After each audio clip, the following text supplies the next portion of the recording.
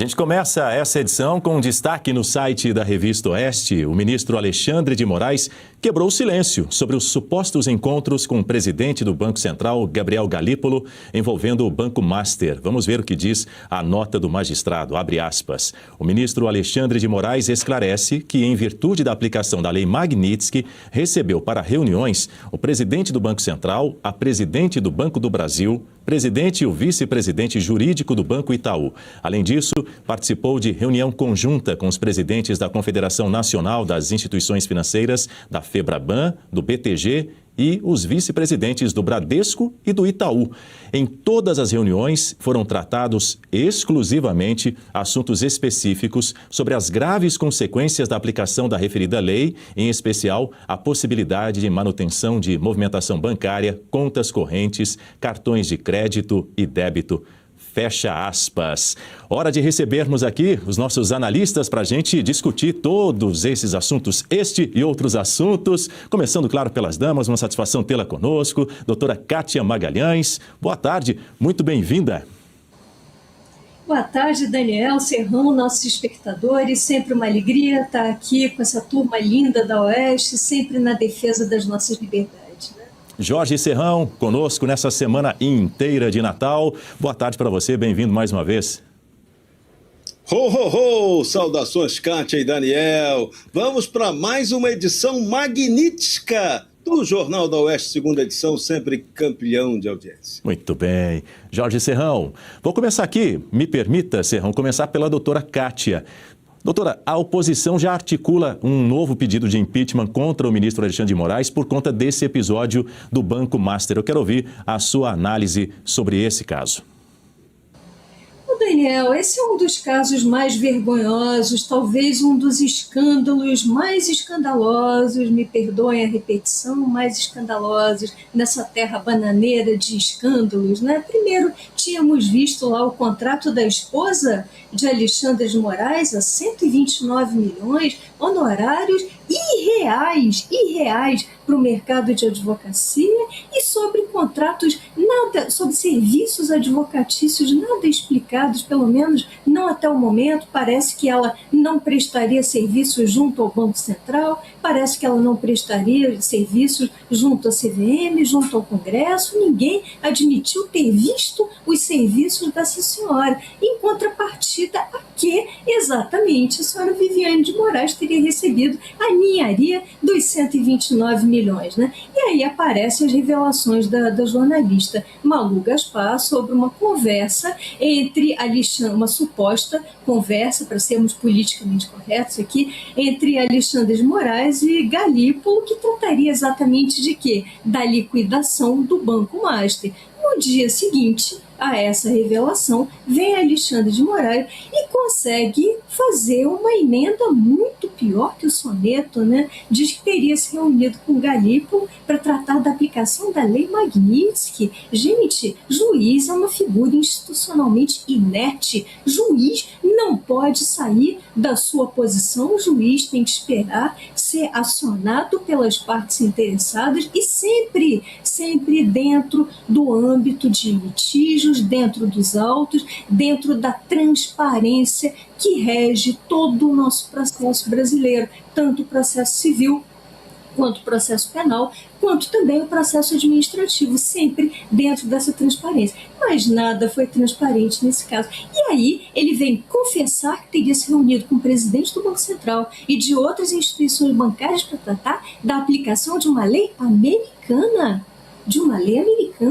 Se Moraes quisesse efetivamente questionar esse decreto de Trump dentro das vias institucionais, ele teria ingressado com uma ação lá nos Estados Unidos, custeando seus advogados, custeando as despesas processuais lá, mas não fez. E, sendo assim, renunciou às vias institucionais para contestar a Magnitsky. Assim sendo, ele não poderia chamar pessoas para exigir satisfações, exigir informações, muito menos para exigir providências. Sabe por quê, pessoal? Porque que existe uma lei, dessa vez no Brasil, em pleno vigor entre nós, que é a Lei de Abuso de Autoridade, que diz que a autoridade não pode exigir que pessoas prestem informações, prestem satisfações e cumpram obrigações de fazer e não fazer fora dos parâmetros legais. Então, ao que tudo indica, Alexandre de Moraes teria, sim, incorrido em mais uma prática descrita pela Lei de Abuso de Autoridade. Mais uma dentre tantas nesses últimos 100 anos. Já passou do tempo de empichar, de remover da cadeira do Supremo Tribunal Federal esse togado mais que abusivo. Já passou do tempo de ingressar e tomar todas as medidas criminais contra esse senhor. Possível também para exigir indenização para as vítimas de tantos desmandos de anos. Mas, antes de mais nada, a remoção e, sabemos, as medidas do âmbito criminal. Vocês sabem quais são as restrições à liberdade. Muito bem, Jorge Serrão, vou trazer mais um ponto para você analisar esse episódio, porque depois dessa manifestação do ministro Alexandre de Moraes, por meio dessa nota que a gente acabou de exibir aqui no jornal, o Banco Central, que até então não havia se manifestado, confirmou essa reunião de Moraes com Galípolo, que, segundo a nota, teria tratado de fato dos impactos da Lei Magnitsky também contra o ministro. Então vamos na tese corretíssima da jurista Kátia Magalhães. Essa reunião não poderia ter ocorrido.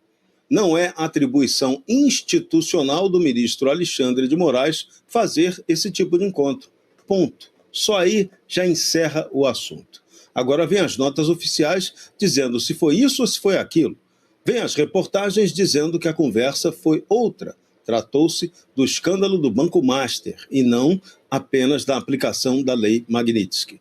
De qualquer maneira, não poderia tratar nem de uma coisa nem de outra. A reunião não poderia ter acontecido do ponto de vista institucional. Se aconteceu, tem problema. E o problema tem que ser resolvido, infelizmente, do pior jeito possível, institucionalmente falando. Era o Senado quem teria que tratar dessa questão. O Senado não quer tratar de nada disso. Em termos de desculpa, teria sido muito mais bonito, talvez, ou até popularmente aceitável, se o ministro tivesse dito: não, tive um encontro com o palmeirense Galípolo para garantir que o Banco Central não meteria a mão, ou ninguém meteria a mão, nos 100 milhões que o Corinthians, querido, ganhou na Copa do Brasil como tetracampeão. Talvez uma desculpa dessa esfarrapadíssima soasse menos dolorida do que essa de que houve uma reunião que não poderia ter ocorrido. Esse é o ponto grave de toda essa questão. E aí, se a gente quiser mergulhar ainda mais no assunto, aí sai de baixo completamente de tudo. Por quê? O que está acontecendo no Brasil hoje? O que o escândalo do Banco Master, do INSS e outros que estão vindo por aí estão mostrando?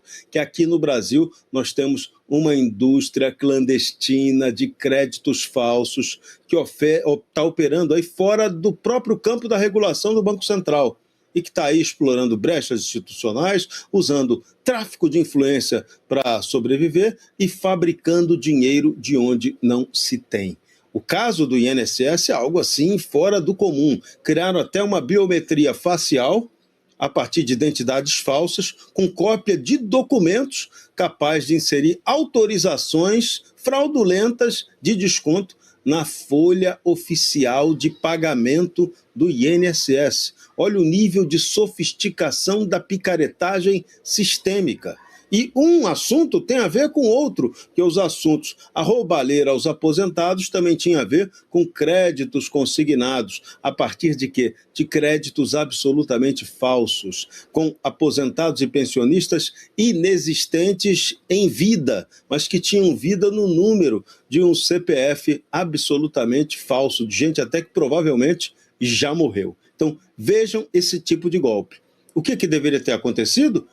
Deveria ter acontecido que tivéssemos um Ministério Público que agisse duramente contra isso, junto com a autoridade monetária, e aí sim clamasse por ter gente com foro de prerrogativa de função ao Supremo Tribunal Federal que tomasse a canetada mais vigorosa. Está tendo alguma canetada do ministro André Mendonça, mas aquele que é considerado o ministro mais poderoso do Supremo Tribunal Federal, não deu nenhuma canetada tão poderosa para resolver nenhuma dessas questões? Tratou da Lei Magnitsky ou tratou do Banco Master? Não tratou dos aposentados e pensionistas? E nem tratou de ajudar o Corinthians? Não, aí é demais. Aí fecha, vamos embora. Gostou do conteúdo que viu por aqui no canal da Revista Oeste? Compartilhe e deixe o seu like.